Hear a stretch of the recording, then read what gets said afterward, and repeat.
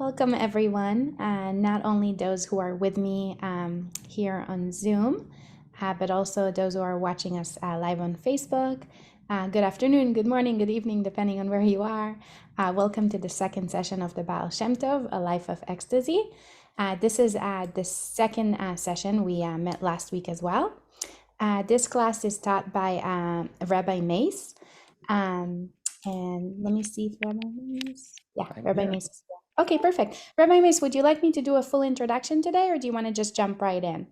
Yeah, I think we're mostly the same people, at least the ones that I see here. So I think we can just jump right in. Okay, perfect. That sounds great. So I'll let you take the lead now. Okay, fantastic. Do you mind sharing the sources? Yes, I put them in the chat and I'll put them again. Is Right. that what you mean by that? Yeah, exactly. Okay, perfect. Okay, Yeah. wonderful to see everyone again today. Great, mostly uh, returning customers. Wonderful to see you all. Any questions from last week that we didn't cover? Any further thoughts that you wanted to discuss?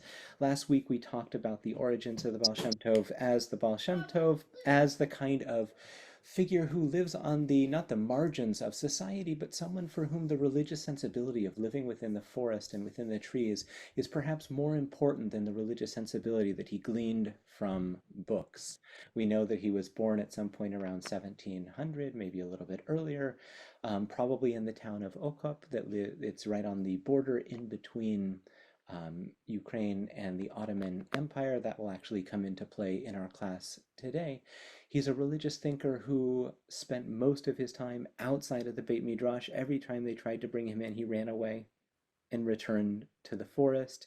He's married at some point in his early life. His wife evidently dies, and it's only at a certain point after that that he gets remarried to someone who is the sister of one of the famed pietists of the city of Brody, one of the famed pietists of that region in Eastern Europe, a scholar, a Kabbalist, and someone for whom their reputation as a person of learning far exceeded them. And that person was evidently somewhat embarrassed about having a boorish brother-in-law who didn't understand much about Kabbalah.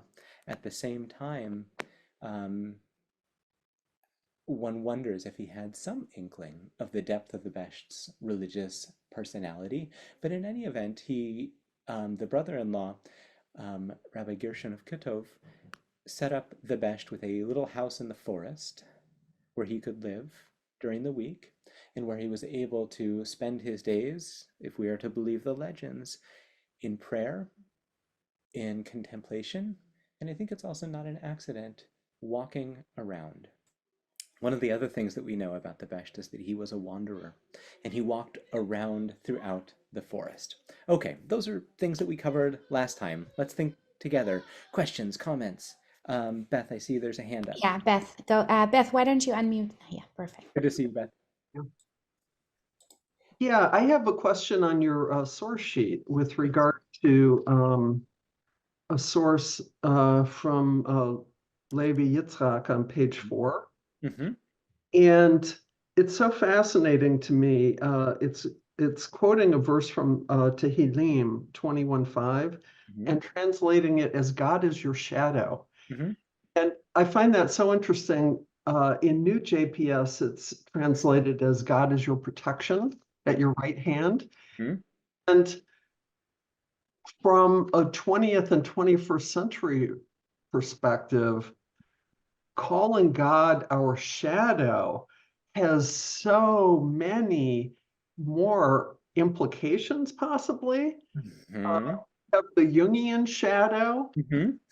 a simple plain text understanding of what a shadow is, namely whatever you're casting behind you, depending on how the rays of the sun or the light in a room are hitting you. Yeah. Um, I just think it's fascinating that that this translation says God is your shadow as opposed to God is your protection.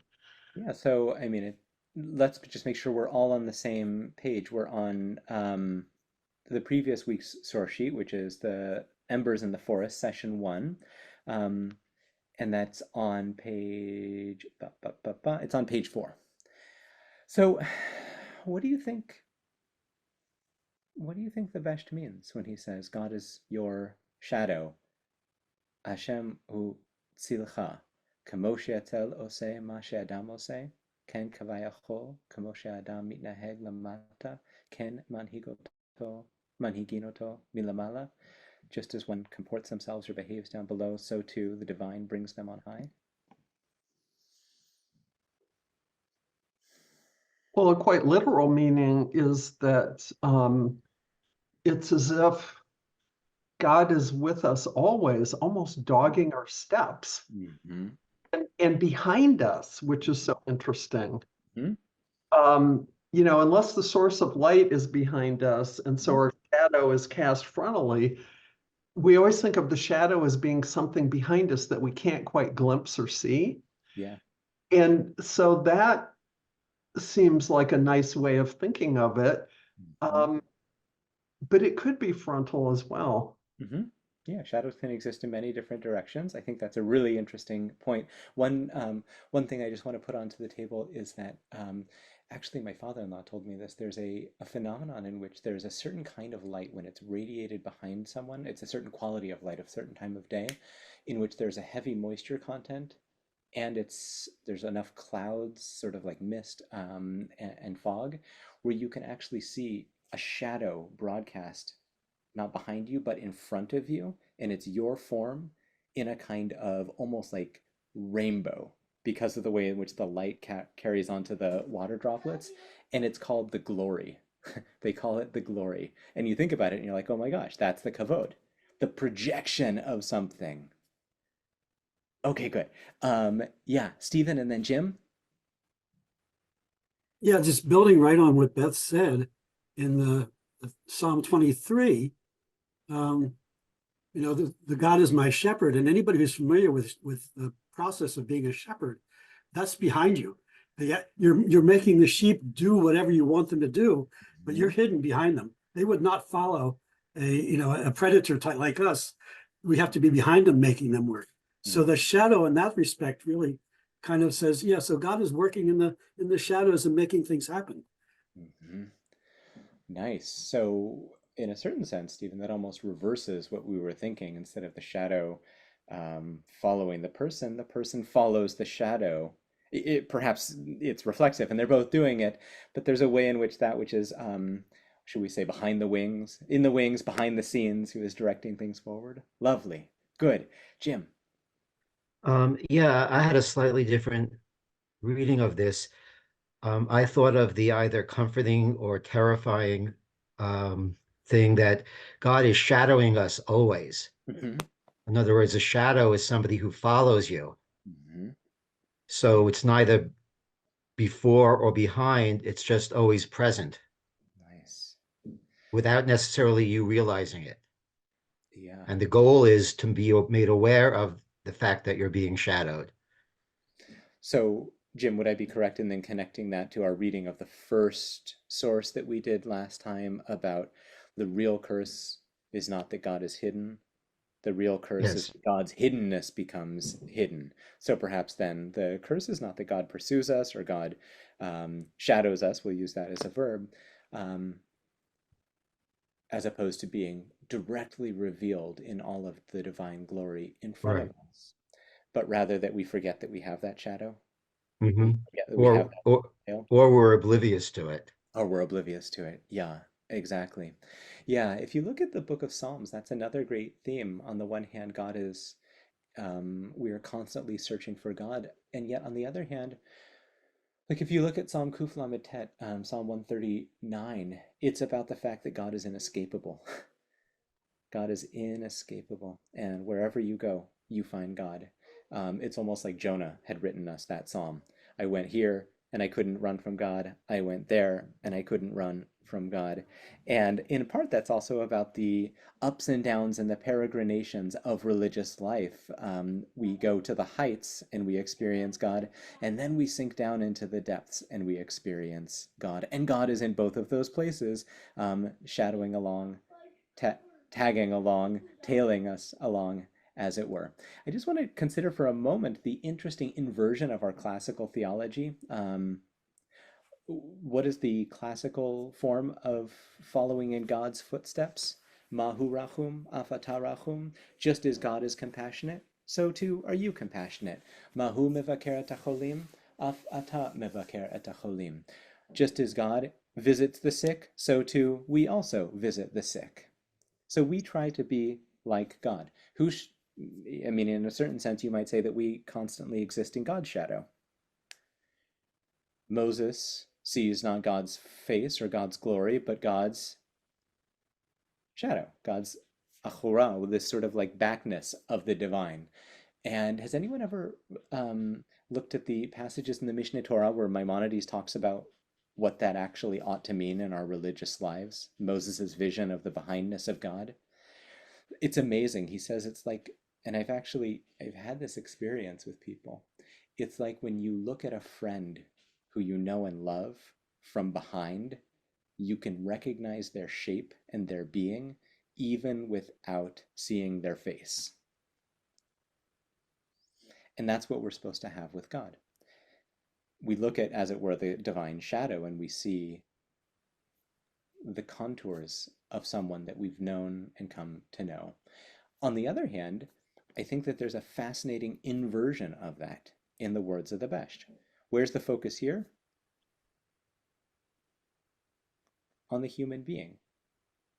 One of the things, Tom and I were speaking earlier in the week, and one of the things that I mentioned to Tom is that I think that in a certain sense, in classical Hasidut, there is an inversion of what existed in earlier Kabbalah, which is that if in earlier Kabbalah, we look deeply into the hearts of human beings in order to really understand what happens in the divine, it's almost like the opposite.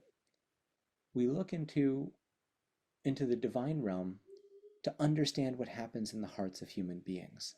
And the focus is really on our world and this kind of what Rosenzweig and other 20th century philosophers would call Weltfrömmlichkeit, a kind of world-oriented piety, as opposed to world-denying piety. It's not about connecting with God at the expense of the world. It's about connecting with God through the physical and through the human being. If you look at the other sources, before and after the one that Beth was drawing our eyes to, it's about the way in which the sphirot, the structures of divine life, exist within the human being.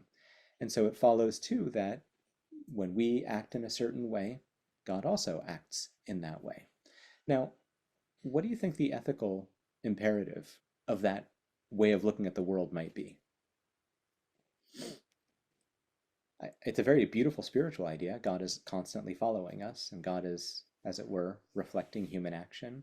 God is in need of human action. That's one of the classical fundaments of 13th century Kabbalah. But if I said God is our shadow, what kind of ethics would grow forth out of that?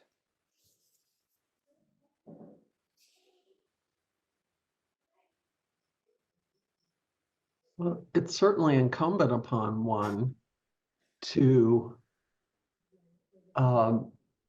be checking one's behavior to make sure that we're up to snuff, that we're adhering to the mitzvot, that we are extending loving kindness to each other. And beyond the ethical realm, the realm of the emotions and the psyche, the idea, if I thought that God was shadowing me at every moment in my life, I would find that so comforting.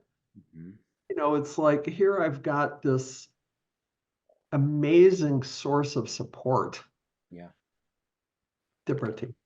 Which really is, I think, one of the classical understandings of Psalm 23. The constancy of that support, like a shepherd, like a shadow, like all the things that bring us comfort, that our legs and our feet have the purchase that they need to be able to walk in the world with a sense of confidence. And I think you'll actually see that in the sources for today as well, when we think about the purpose of our journeys, physical and otherwise, in this world, which are never over and constantly unfolding, and God's place therein. Good. And Please. One more question. Yeah. All doers of iniquity shall vanish. Yeah.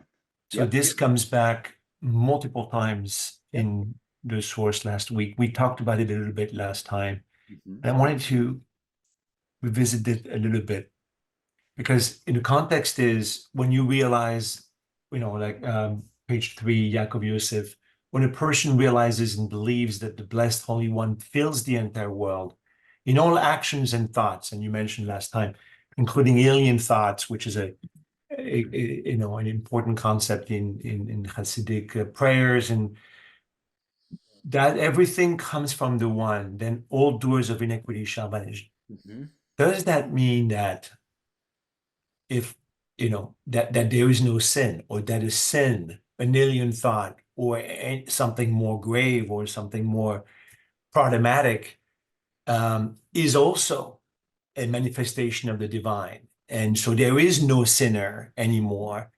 if everything is filled, if the Holy One fills everything. So how far do we push this idea of God is in everything, including alien thoughts, including possibly sin? And is that what it means to say all doers of iniquity shall vanish? That's a great question. Yeah, I mean, there's a there's a fascinating story which is kind of recounted in a couple of different versions, and sometimes it's more censored than others, where the Baal Shem Tov has a conversation with a priest, and and the priest is like, well, if you believe in divine immanence in all things, then doesn't it fill all forms of religion that you call heresy? And the Baal Shem Tov's like, yeah, it does. And that's the end of the story. And then there are other versions that are a little bit more complicated and, and, and perhaps more polemical. Menachem Kallis, who's a friend of mine and a great teacher who lives in Jerusalem, who understands the teachings of the Besht perhaps better than anyone else I know well, understands certain parts of the Baal Shem Tov as a kind of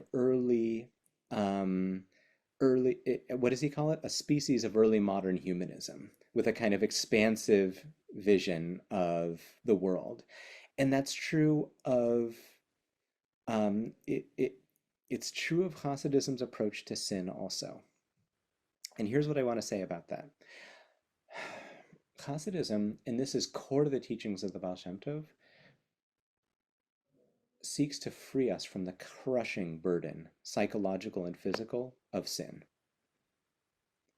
Remember that the pietism in Eastern Europe in the 18th century quite literally involves paying for your sins not through purchases of indulgences or through tzedakah, although it's that too, but through fasting, through rolling around in the snow, through staying up at night, through abstaining from food for at least, from 1 week to the other, eating only on Shabbat, which is a practice that didn't fully abate even with the beginnings of Hasidism, and we could go on and on and on.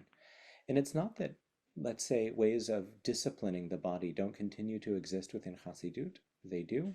But on the other hand, that when the Baal Shem Tov says something like Mi shechote umitcharet midai yoter midai chote pa'amayim, that one who sins and then gets stuck in regret has actually sinned twice because they get stuck in it. It's like the old story about the Buddhist monk who's walking along with a friend, and then he picks up a woman to save her from the stream. It's actually also in the Talmud in a different way.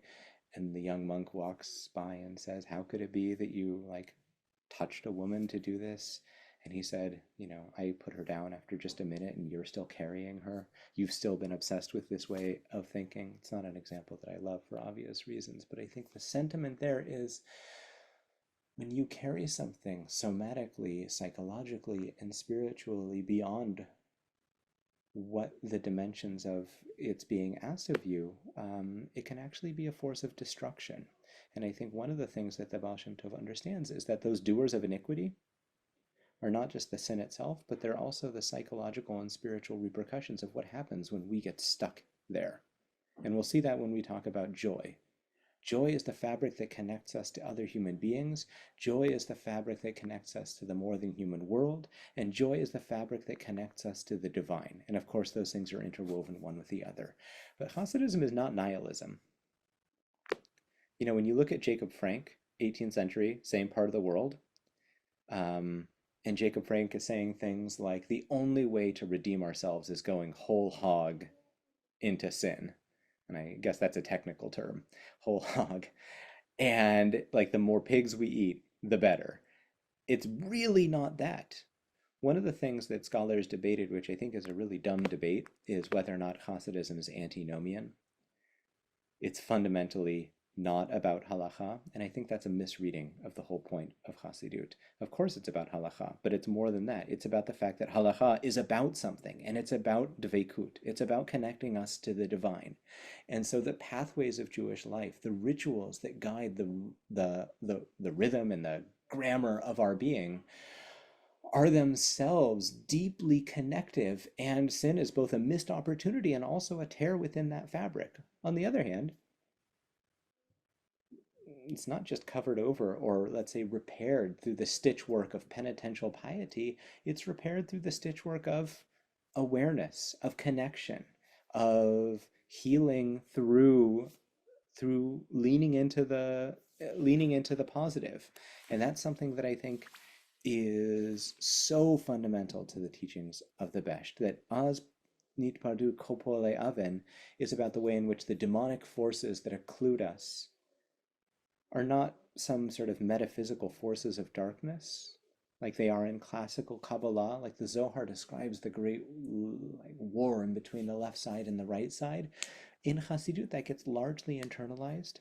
So it's largely about the way in which are not the positive sense, but the shadows of one's personality, the parts that need to be transformed and ennobled that are not there yet, hold us back. The other thing that the Baal Shem Tov says, and he says this in ways that are translated by each of his disciples, is that there's nothing in your psychology that doesn't need to be there, and that shouldn't be there. But there are ways in which it can be appropriately manifest and inappropriately manifest. And every one of the, what are called midot in Hebrew, every one of those spiritual qualities, the sfirot indeed, that exist within you, have both a positive form and a less positive form. And if you use the less positive form, then you are there in the net of the poale aven. And if you're able to transform and ennoble them and to use them for the good, not through carving away, but through stretching and expanding, then you have totally, totally transformed your life. You know, in a different sense, does anyone know who Rabbi Shimon Shkop is? Rav Shimon? He was like one of the great Lithuanian Rosh Hashivas of the 20th century. Genius. Genius when it comes to Talmudic learning. The introduction to his book Sharei Yashar is one of the most underrated theological excurses. I'm happy to make partial translations available to anyone who wants them. There he talks about the power of what happens when you devote yourself to a life of goodness, and what happens when you take the anochi, the I, and stretch it so that it encompasses more and more and more and more, so that what is seen as self-concern actually becomes concern for concentric circles in which we are a part. And I think that's also a fundament of what the Besht is saying. Okay, Beth, you've been waiting so patiently. I see your hand is up. Guru, thank you so much for the question. I wanted to share something quickly with regard to what Gurval raised. There was a 20th century Jewish American named Marshall Rosenberg, who was a psychologist and who developed a system that he called nonviolent communication. And Rosenberg liked to say that all violence is the tragic expression of unmet needs. And I think that's a really apt definition or understanding. And it's not that he thought that everyone should just be 100% nonviolent, like he believed in self-protective violence. If something's coming at you, you stop them if you can. And it doesn't mean that people who perpetrate things don't have to face justice, but at least it gives us the understanding that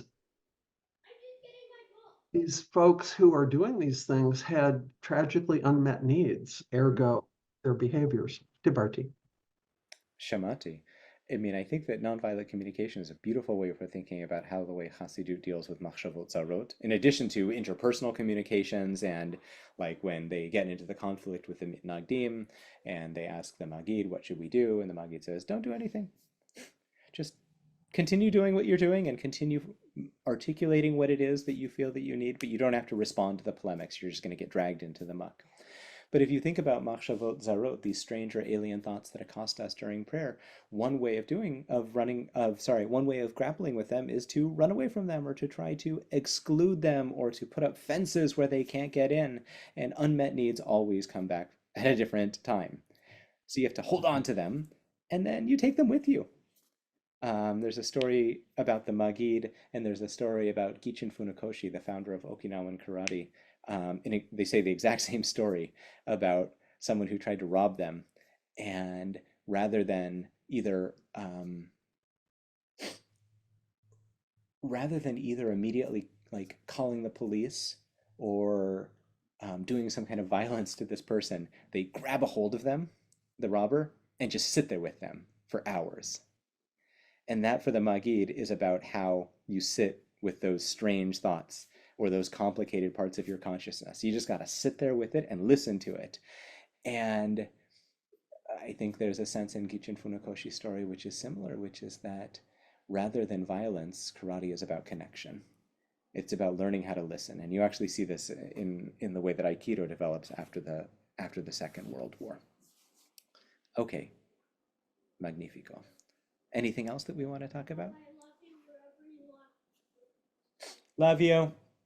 Kids are still leaving the house. It's a long process. Okay, good. So let's go to the second source sheet. Everything on the first source sheet is still true, but we need to continue. And let's talk about the Baal Shem Tov's journey to the land of Israel. So at this point, he's married. He has a daughter. He has a son. We don't know that much about him. We actually don't know when this journey occurs. It's sometime in between, let's say, 1733. That's the time where people begin to ask for the Besht by name. We know that because we have a kind of like a job posting / letter from people in the 1733s talking about how great the Besht is and how they want to bring him to their town. So at this point, they know that it's, what do they call that in academia? A target of opportunity hire, where you're able to make someone move from one place to another. It's someone whose reputation has now moved beyond the local. So at some point between 1733, 1735, 36, that's about the time in which the Besht begins to shift from being a private mystic who lives in the forest to someone who begins to radiate outward. And we don't know all the reasons for that shift.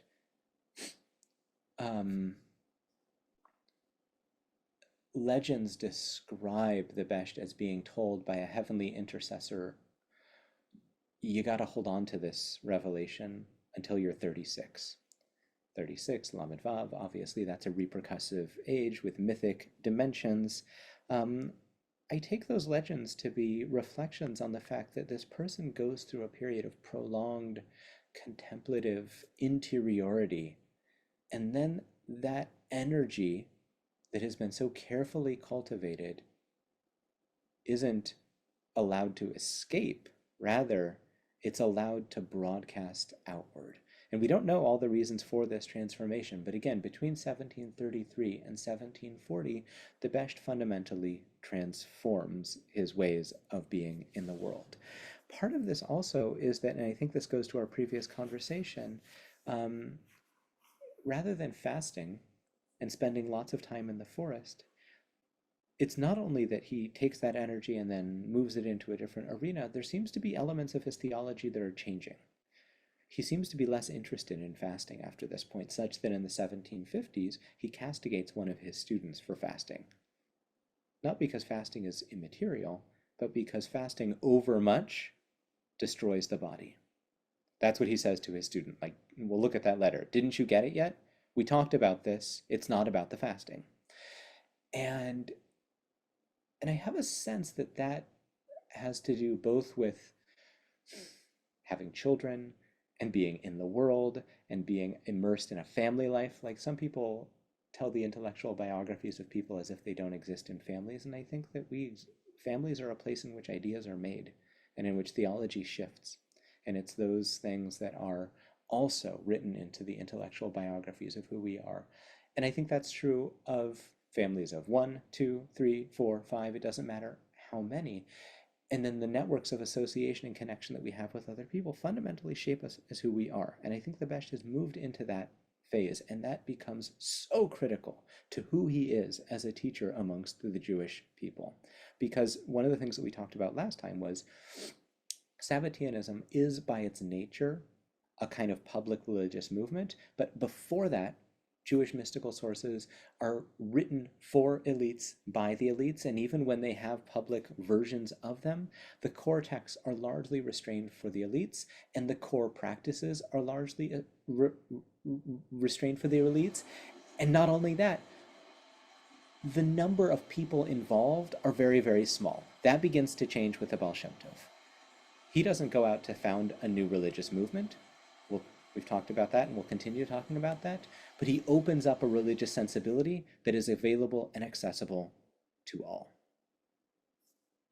Okay, at some point, probably in between the year 1735 and 1739, maybe 1740, the Baal Shem Tov decides that he wants to go to the land of Israel. It's not exactly clear why or how.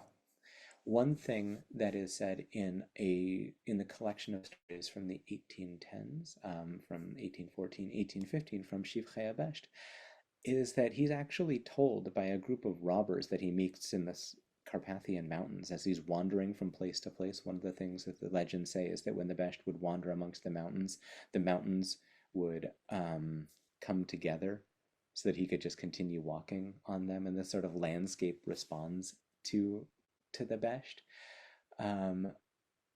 But when he's wandering like this one day, deeply immersed in thought, he comes upon a group of robbers. And amongst the many other things, they tell him that they know a shortcut to the land of Israel. They just have to go through a cave. And so he goes with them, and he's like, okay, chevra, let's go. And he gets into the cave, and they go part way, and he sees the sword of two sides that is going up and down, that is revolving, the one that is supposedly outside of the land, the Garden of Eden. And he says, okay, that's a sign. Maybe I should head back. So that was a story probably from sometime in the 1720s. At a certain point in the 1730s, now he already has he has children. He takes his daughter, his scribe, and goes to the land of Istanbul, Kushta, Constantinople. He's trying to get to the land of Israel, and that's the place that you leave from. And he ends up there for perhaps as much as a year. We don't know exactly what he's doing there, but we know that he's there for some period of time. Someone told me that they think they may have found his, like, what we would call a passport document moving from Ukraine into the Ottoman Empire. I haven't seen it yet, but if so, then we have documentary proof for something that is, really shrouded in legend, but seems like it probably happened, and I'll tell you why I think that in just a moment.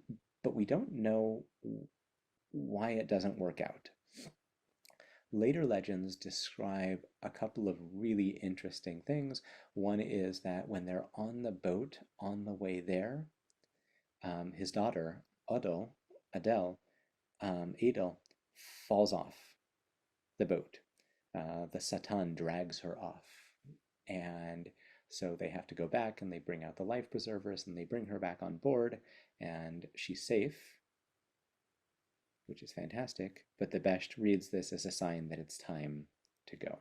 And so they go back to Constantinople and then they go home. Another story is that their ship breaks and they end up on a deserted island surrounded by pirates. And in some version of that, the pirates are cannibals and they're about to eat them. And it's like almost like a Disney movie. They're tied up on a coconut tree with the ropes around them. And So the Besht's daughter and his scribe are like, okay, time to start praying. And the Besht says, okay, I'm ready. Wait, what? I don't know how to pray anymore. And he says, it's all gone, friends. I've got nothing left. I don't know anything. I don't remember anything. And so they say, well, like, you should probably start working on this. And he says, okay, all I have left is I remember the Aleph Bet. And so he starts shouting, Aleph, Bet, Gimel, Daled. And they go through. And eventually, evidently it works because some sort of ship of the line, some sort of military ship comes through and actually saves them from the pirates and brings them back to Constantinople. And again, he realizes this isn't meant to be. And so he heads home. And I guess last time I told the story about my kid asking me, I never understood the theology of the face until I was doing one of my kids' bedtimes, and he said, "Can you face me?" Because that was what was really meaningful for him. A couple of weeks ago, one of my kids, who I don't think remembers this story, although we tell it every year on Passover, was really, really stressed out about something, and he thought he was going to be sick during a play date with one of his friends that he had been looking forward to for so long, and he just begins praying, and then at a certain point he just stops, and then he starts whispering to himself, Aleph, Bet, Gimel, Daled, and you could just see he had hit what we would call the horizon, the threshold of what he could do with words, and he was surrounded by letters. And I really get the sense that that's exactly what happened with the Besht. And we'll talk about that in just a second. So in any event, he ends up back in Constantinople and goes back to Eastern Europe. He goes back to Ukraine. He goes then to Mezhbizh. And he's a transformed human being. At this point, we have no longer any residue of the kind of pietism that was so characteristic of Eastern European piety before then, the kind of, commitments to asceticism, etc., etc. This kind of physicality, this kind of celebration of human sociality, all of these things get pushed to the fore, and one wonders if it's the experience of going on this journey. It's also, Constantinople is an enormous metropolitan city there. It's filled with Sufis, it's filled with people from different kinds of walks of life, and like any good port city, not only do ships come in, ideas come in. And so one wonders if this is a time of the enlarging of the Besht's world as well. So far, so good. I said a lot. Questions, feedback, comments? Okay, good. So open up session 2. Thank you so much for sending that out. If you don't have the sources, they should be easily available. Well, one thing I did want to ask was that if I make a Google Drive or Google Box, whatever those things are called, Google folder, for other resources, stories, articles, essays, things like that, would that be of use to people? I'm happy to just sort of throw stuff in there and you can look at it. Okay, great. So I'll make sure to do that, because some of these things that I'm alluding to, I have all those resources, but they don't really fit into source sheets, and you can use them at your leisure. Okay, good. So let's start with the first source. Again, Toldot Yaakov Yosef by Rabbi Yaakov Yosef of Polnoya, disciple of the Besht, close fellow traveler of the Besht, knows the Besht during his time in Mezhbizh. The book is published in 1781, which makes it the first Hasidic book. Last time we looked at the first teaching in that book. This is almost the last teaching in that book. It's from the very last section. And so he says, Od Shemati B'Shem Mori, I heard in my teacher's name. Everyone with me there on page 2? Okay, fantastic. I heard in my teacher's name, Od Shemati B'Shem Mori, Kshahalach B'Nesiah HaYedu'ah, Her'elo Rabo. When he went on that certain journey, his teacher showed the Besht, he showed him, that the journey had been alluded to. Merumaz HaNesiah, She'aya Nos'in Yisra'el Bamidbar B'Mas'a Zu. Israel journeyed on such a quest in the wilderness. Bechol HaNesiot, Kol nesiot ha'adam merumaz b'Torah, and all of one's journeys are alluded to in the Torah. Okay, that's a very rich paragraph. What comes to the fore from this? Shamati b'shem mori. Evidently, he didn't hear this directly from his teacher. He heard it in the name of his teacher. Remember that sometimes we learn things directly from our teachers, and sometimes we learn them from our students and fellow travelers. And when a class is over, oftentimes students gather and talk. When the life of an esteemed teacher has come to a conclusion, often the students, sometimes they get into turf warfare, and sometimes they actually have wonderful conversations in trying to reconstruct what it was that that teacher actually brought into the world. What else do you notice from this paragraph?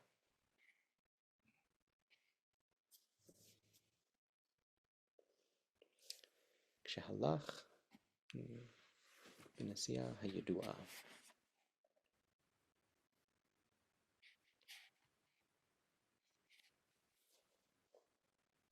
It's kind of interesting. It suggests in a way that Israel's journey in the wilderness, and I'm assuming in this context that Israel is plural, meaning Israel. Yeah.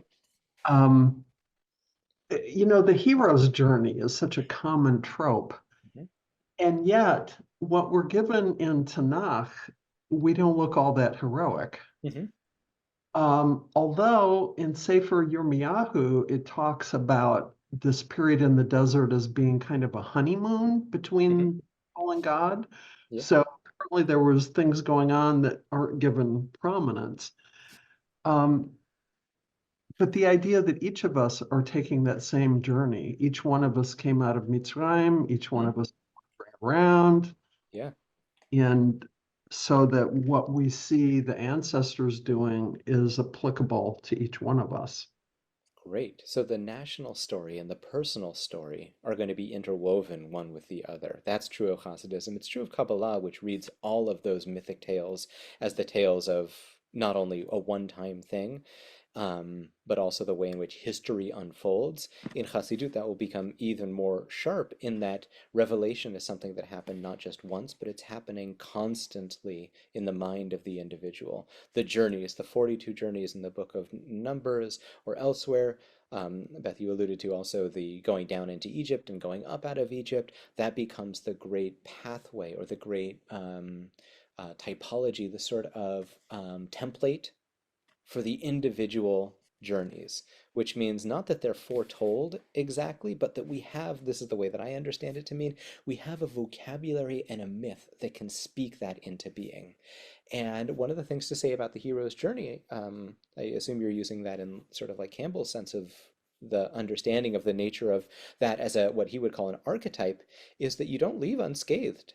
In fact, you leave scathed almost always. That's the definition of the hero's journey. And one of the things that is so powerful about the hero's journey, and especially in Campbell's articulation, is that it's not about perfection, and the journey is not about an end point, but it's about the way in which you take the circumstances into which you have been thrust and transform them into something meaningful. So in the language of Rabbi Soloveitchik, in the language also to a certain degree of 20th century existential philosophers, you take fate and transform it into destiny. And that's the hero's journey. You take the circumstances of your life and transform them into something that is meaningful.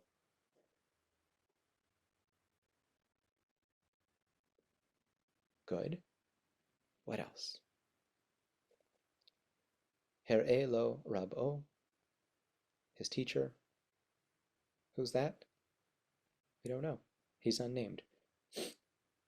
Remember that his teacher in the forest was also unnamed? Maybe he's Achia Hashiloni, this biblical character who no one knows that much about. Maybe it's one of the other Baalei Shem. Maybe it's Adam Baal Shem Tov, which is another character in the In Praise of the Baal Shem Tov book, who is one of the best teachers who we don't have any clear sense of who this person was in real life, but we know that there are lots of them around.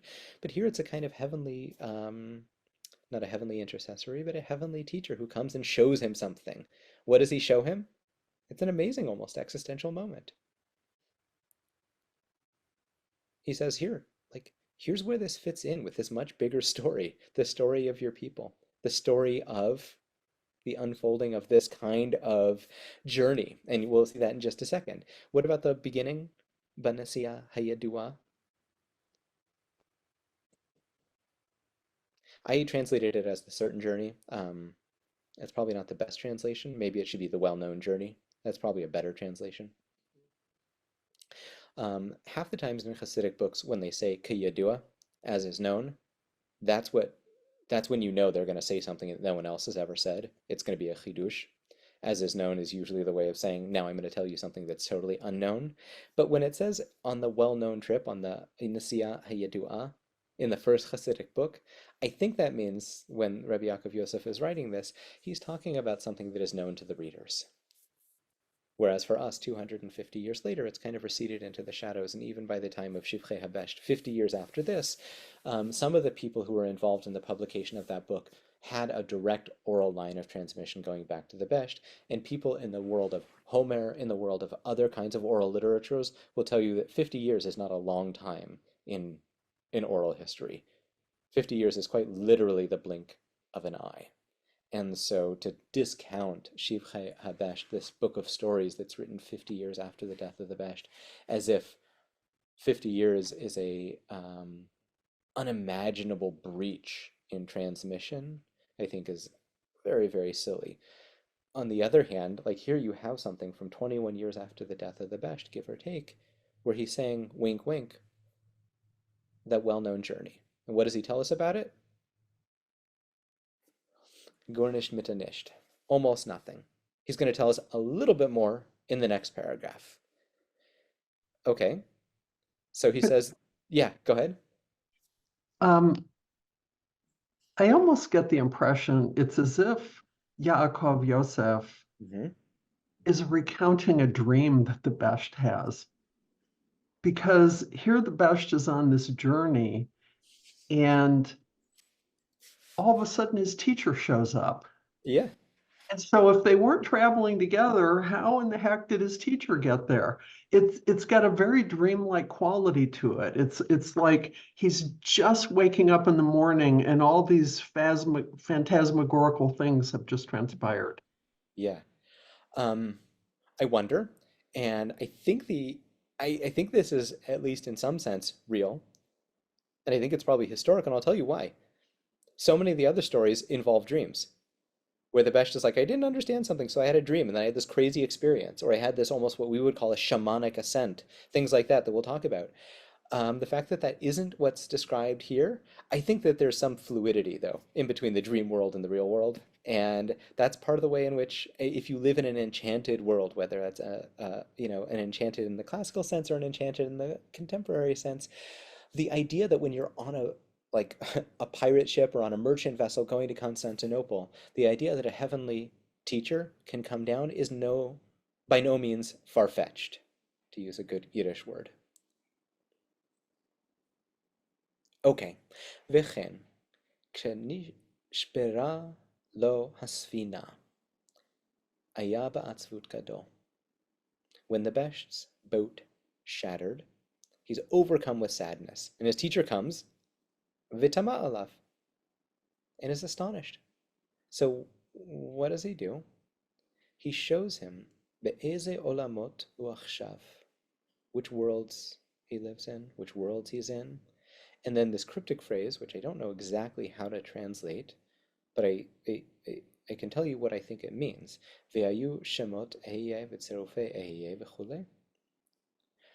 Az itchazek b'libo lematkan b'shor shan ki yadua lo v'chule. So the heavenly teacher comes and shows him where the world, in which worlds he currently is, the names of Ehyeh, the combinations of the letters of Ehyeh, one of the names of God. So the Besht is strengthened. He has more resolve after this point. He takes heart, we might say in English, to do what? To sweeten the judgments in their root. Okay, another quite packed passage. So here we get a little bit more detail. We get a shipwreck. We don't have the island and the pirates, and we don't have his daughter falling overboard. but we have the boat falling apart. And so what happens? He's overcome with moroseness. He's overcome with sadness, which certainly by the time that Rabbi Yaakov Yosef is writing this in the 1780s, atzvut is a great enemy of religious life. It's the place in which it is not only a kind of disappointment, but it's the kind of disappointment that brings with it closed-mindedness and closedness such that you cannot connect to others or to the divine. So what does the teacher come to show him? In the dream quality of this world.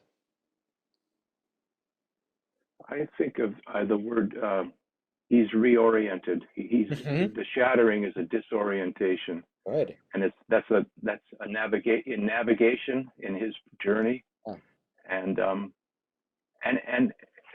then basically, to oversimplify, it's like he's rerouted in the world. There's always a way to sort of find your GPS coordinates again in the world, and he's helped along that path to get back to a kind of foundation. Yeah. So he's disoriented.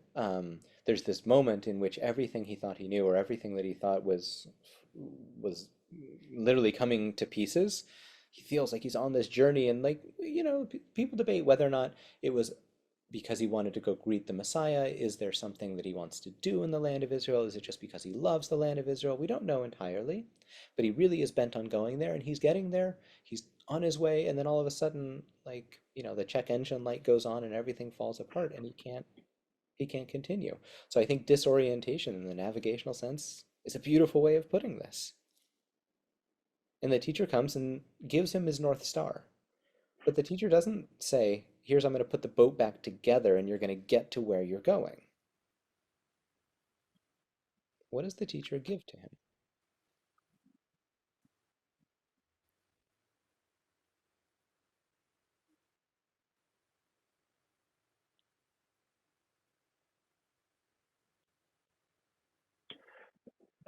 The sweetening it's sort of puzzling, but somehow it reminds me again of, in a kind of visual sense, of of a rebalancing. To sweeten. I mean, just the verb itself is to add, and it's sort of like it's an additive, and I kind of see this kind of adding bits of, I don't know, this reorienting, whatever that is, to the scales. It's a process of sweetening. Is like this. It sort of signifies a process of bringing this scale back into balance. Good. Sweetening as a process that brings the scale back into balance. Fantastic. Yeah, Stephen. So what comes to my mind with this is, and I believe it's Hasidic, not Kabbalistic, but maybe both, the idea of first is the confusion, the seeing everything as one. Then there's the Havdalah, figuring out, where you actually are, the separation of things. And then the sweetening, when it all comes back together again, but from a place of knowledge of where you really are rather than confusion. Great. That's one of the core teachings of the Baal Shem Tov, which I think really actually grows out of this experience. Things fall apart. Then you seek to understand them on their own terms and to understand them for what they are and to look honestly at the situation. And then there's the transformative possibility of, the way that it's described here as sweetening them in their root is often described as raising them up, meaning finding their source and understanding where they come from. I think that core teaching from the Besht comes out of this experience of being on that boat. Yeah, Beth. Pursuant to what Tom was just saying about sweetening things by adding something, another way you can sweeten things is by the long, steady application of heat. Think about tossing a bunch of chopped vegetables in a baking pan, sprinkling on some olive oil, and leaving it in the oven for a long time. The vegetables become caramelized and sweet. The same thing can happen when you're roasting meat and you get that really savory, it's like sweet umami-ish flavor that comes out. And so one way of looking at this could be that there's almost this chemical process that's taking place. Although in this context, you could say alchemical, maybe, to explain what's happening here. One of my students once, a young man from Tennessee, comes up to me and says, "You said that Hasidut touches everything. It can hold it all, and it helps you understand everything in the world, and everything has a spiritual lesson." And he was like, "Give me the Torah of barbecue." I was like, "Oh, you're so from Tennessee." And I thought to myself, and I was like, "Oh, great, that's like so easy." One of the secrets of barbecue is that it is something that it takes a really long time, and that if you rush the process, everything gets ruined. And if you allow the energy to go out, it doesn't concentrate inward. And there's this point at which, like all the pit masters talk about this, you think it's failed, and then you just have to keep going. And that's when everything really transforms. Good. Please. Yeah, yeah. I don't know your name. Yeah, Helio. Elio. Yeah. So Yes, hi. hi. Hi, Beth. I think in these terms of the travel to Israel by Mm-hmm. Shem Tov, for sure is repeated in Nachman of Bratslav too, no? The travel Mm-hmm. to Israel that did not go so well. Mm-hmm. And I remember two things. The book of Shai Agnon, when she tells the travel to Israel is something like that. And Yeah. I remember another thing in the book of Jonah, no? In the Yeah. boat. So I don't like to the link about it. But what Nachman repeats this travel to Israel is not so good. It's so beautiful that Shai Agnon, how they tell the travelers too. Thank you very much. Yeah. I mean, did Nachman of Wroclaw do it because the Baal Shem Tov do it? I think the answer is yes, and he's repeating it, and he goes on the same kind of journey. And like I said last time, he gets, stuck in the pirate ship, and it goes in many of the same ways awry, although in some other ones, he actually ends up there. The fact that the journey goes not badly, but it goes in a very different way than it had otherwise been expected, I think is core to what the legacy of the Best is. And I think that for Rabbi Nachman of Bratslav, that's why when he gets there, he's like, okay, ready to go home. It's not about the destination, it's about the journey, it's about that transformative process. It's about the disorientation and then the reorientation of that experience. Now, if we go back to the source that we were just looking at about the sweetening of the judgments in the root toward the end of it, so the names. I think it's really interesting that his heavenly teacher shows him where he is in all the worlds. What a beautiful way of talking about the power of a teacher to orient us and to show us, here's the vocabulary for the struggle that you're going through. And then I think that's how I understand the next things, right? He shows him these names of God, which have Kabbalistic meanings, for sure, but it's not technical in the sense of, yeah, I'm going to show you on this page in the Lurianic book how you can work with this situation. He tells you, I'm going to show you the name of God and to show you the letter combinations of this name of God. Of which name? It's the one that in classical Kabbalah and certainly in Jewish myth and theology refer to the unfolding, unknowable, endless, transformative qualities of the divine. Ehyeh, Asher, Ehyeh. Also the one in which Moses does see and doesn't see. So the Besht takes heart at this moment and says, now I can go through this process of taking something and raising it up to its root. This is exactly what I understand to be the hero's journey. How so? Raising the judgments up to the place from which they come is a Kabbalistic practice. It's one that is meant to do everything from stop a pogrom, to ward off a plague, to transform the inner consciousness of the individual. But for the Besht, I think what it means is I take my circumstances here and sit with them and understand them. And then through this process of discernment, Havdalah, I'm then able to transform them by creating something of them.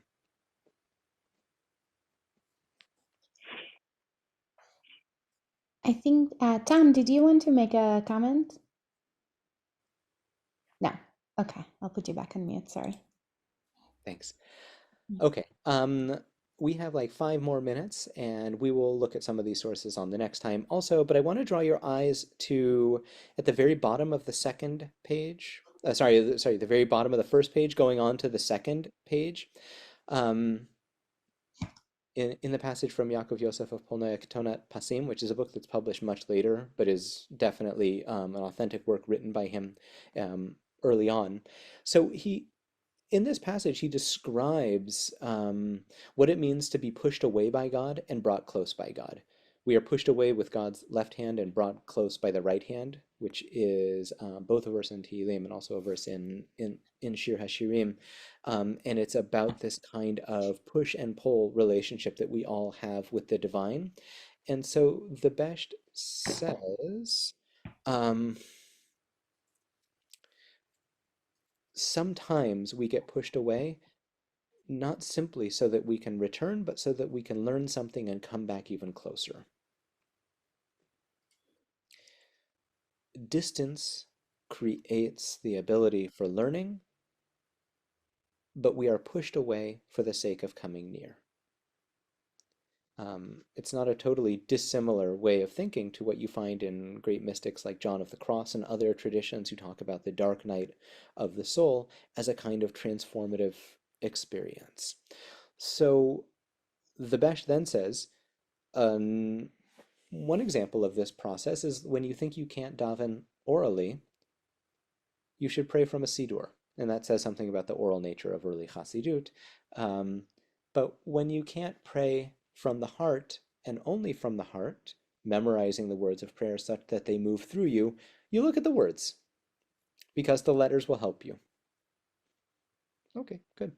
But then at the very bottom, he sort of slips this in, Kle'achar on page 1, going into page 2, Asher He'id Mori al Atzmo. So every once in a while you get something from the Besht and it's like, oh, this is what we've all been waiting for. He's actually talking about a spiritual lesson and he says, yeah, this is what happened to me. She'aya be'eretz acheret, when he was in a different land, Zman ma, b'v'china zu shenistalka mimenu. He had this experience in another land far away, which for sure, I mean, he's got to be talking about when he was in Istanbul. Everything he knows deserts him. Vehaya, so what does he do? Medabek atzmo el haotiyot. He connects himself to the letters. And here it's asher mitpalel mitoch haktav umedabek atzmo la otiyot azay ma'ala b'china asiya. So there it's about the sort of physical property of the letters. It's him opening a book and saying, I have nothing left other than the letters that are like the basic materiality of my religious life, and that's what I'm going to give to you, God. I don't know what's happening. I've been totally disoriented. My physical ship is falling apart. My inner ship is falling apart. What do I do with this? I give these letters, and in the letters I find comfort. There is, by the way, a famous teaching from the Baal Shem Tov, which we'll look at when we talk about prayer, about Noah's Ark. Tsoar ta'aseh lateva, make an opening for the ark, which he reads as Tsoar ta'aseh lateva, teva not as ark, but teva as word. They mean the same, they're the same word in Hebrew. And so the Baal Shem Tov says, you go into the words of prayer like Noah going into the ark. We got ships, we got letters, we got the other land. What we're watching now is theology in action as it grows out of the life of an individual. And so here the Besh talks about what happens when disappointment then becomes metabolized into religious growth. Last thing I want to say, if you look at the bottom of page 2, page 3, and we'll talk a little bit about this next time, he talks about a Socratic doctrine that he has via other intermediaries of the ultimate aim of knowledge is not knowing. Socrates said it well, and the medievals get it from Socrates. So the Baal Shem Tov says, yes, that's true. Tachlit heyadiah de lo neda. The ultimate aim of knowledge is not knowing, but there's not one kind of unknowing. There are actually two. One kind of not knowing is when you say, you're never going to get there. You're never going to know. And then you say, okay, Great, I don't know. People ask me if I know the President of the United States, I'll say no. But there's a second type of not knowing. And that's the person who searches out, who goes on a journey until they come to realize for themselves that knowledge is impossible. People ask me, do you know your kids? I'll say, nope, I really don't. But those kinds of not knowing are not the same. And the second kind of unknowing that is born amidst the quest, that is born amidst the journey, that is born amidst the hard work of disorientation and reorientation, and hard work that is taken not only in a vacuum, but sometimes we need teachers who can show us what the pattern of our journey looks like, and the fact that we are not the first ones to undergo that journey, and we're not the last ones. That's what I understand that passage about. Israel too was journeying on this way. And remind me the name of the Baal Shem Tov? Israel ben Eliezer. For sure not an accident in that sense. That those journeys are not only ours, even though we have our own deeply personal version of the way in which those journeys unfold, which is unique to me, unique to you, and unique to each one of us. So I think I'm going to pause here. I know that we have another Drisha class starting in just a minute. I'll say thanks so much. I'm really easy to get a hold of. Send me an email. I'm happy to hop on the phone, talk about these things at any point. And thank you so much, and I'll see you all next week, I hope. Thank you so much, Rabbi Mayse, for sharing Torah with us again this week. And thank you so much to all the participants. Usually I like to give a little time for questions at the end, but we are kind of tight today with the next class. So we'll, like Rabbi Mayse said, you're welcome to send an email and ask questions, or ask them at the next class. Just a reminder that registration for Spring Zman is open. You can find information and register at 5784.drisha.org/spring. And like I said, we have our class at 12:30 p.m. Eastern today, discussions on the parasha. Today we have Sarah Schatz with us. I don't know how to pronounce the last name, but hopefully I got it pretty close. And I hope to see you there. Okay, thank you so much. Lehitraot, everyone. Bye-bye. Thank you.